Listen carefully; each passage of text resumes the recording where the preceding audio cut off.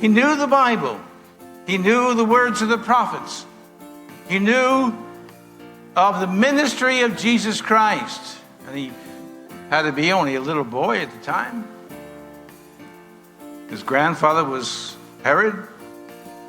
His father was Agrippa, Herod's son, the first, and here's Agrippa the second. He knew these things. Almost saved.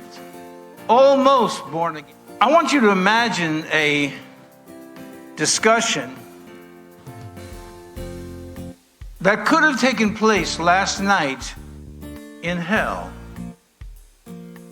where someone who was there in the unspeakable torments of the next world, where there is no God,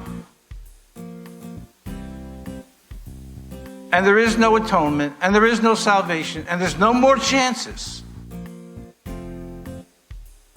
I want you to imagine a conversation from someone who knew the scriptures, was raised in the church, was a deacon, was an elder, was a preacher.